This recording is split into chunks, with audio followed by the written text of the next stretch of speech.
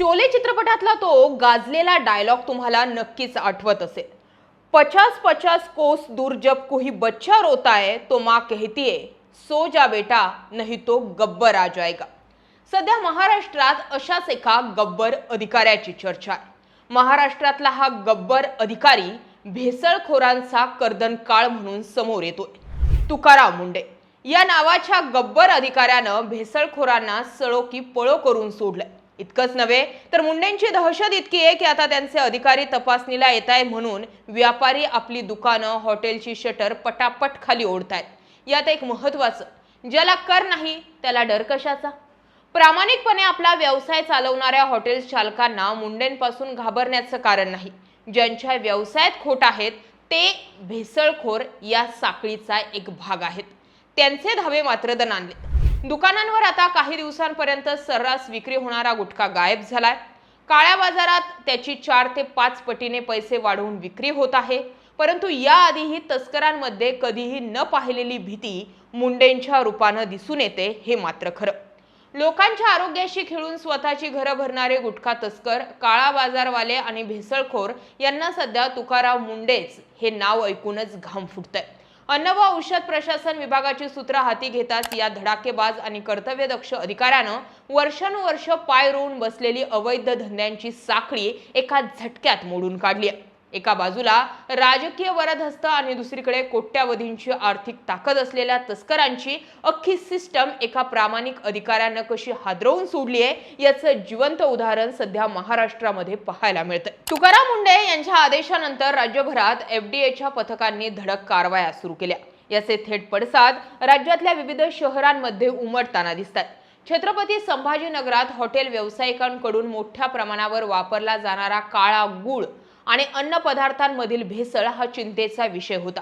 मात्र मुंडेंच्या पथकाची पावलं शहरात पडताच हॉटेल व्यावसायिकांनी रात्रीतून काळा गूळ गायब केला।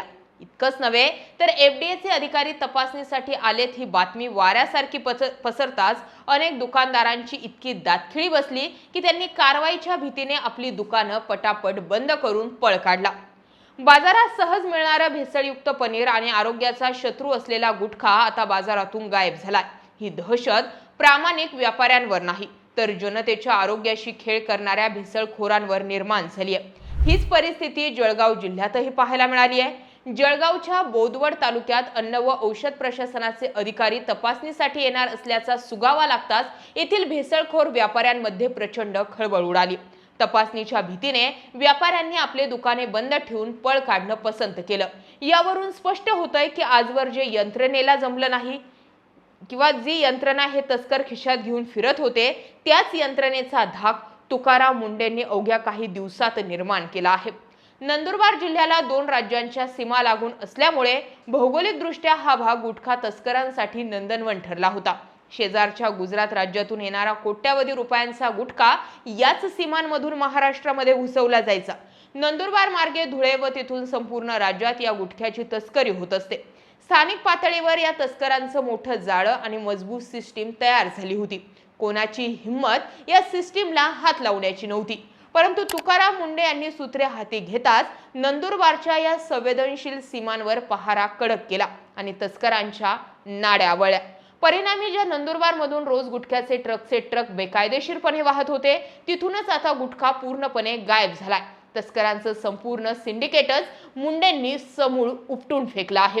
काही लोक नेहमीप्रमाणे या कारवाईवरही टीका करतील, व्यापाऱ्यांचे नुकसान होत असल्याचा कांगावा करतील, मुंडेंविरोधात आंदोलनही करतील। पण प्रश्न असा आहे की जर तुमचे धंदे कायदेशीर आहेत, स्वच्छ आहेत आणि प्रामाणिक आहेत तर अधिकारी तपासणीला आल्यावर दुकानं बंद करून पळण्याची वेळच मुळात काय येते। जर तुमचं पनीर शुद्ध आहे, जर तुमच्याकडे गुटखा नाही तर कायद्याची भीती वाटण्याचं कारणच काय। तुकाराम मुंडे यांच्या या आक्रमक भूमिकेचं महाराष्ट्रातील जनतेनं मनापासून स्वागत केलंय। ज्या गुटख्यामुळे लाखो तरुण कॅन्सर सारख्या आजाराला बळी पडतायत या माफियांचा कणा मुंडेंनी मोडला आहे। हॉटेल्स आणि दुकानांमधून मिळणारं भेसळयुक्त पनीर आणि घातक पदार्थ नागरिकांच्या आरोग्याचा काळ बनले होते।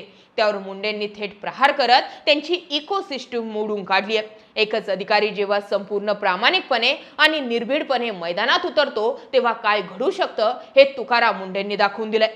बड्या बड्या तस्करांचे गॉडफादरही आता हतबल झालेत. ज्या सिस्टीमच्या जोरावर ही माफिया उड्या मारत होते ती सिस्टमच आता मुंडेंनी भुईसपाट केली आहे. महाराष्ट्राच्या जनतेला आज अशाच आक्रमक आणि कणखर नेतृत्वाची गरज आहे. जनतेच्या आरोग्याशी आणि आयुष्याशी खेळणाऱ्या कोणत्याही माफियांना आता माफी नाहीये.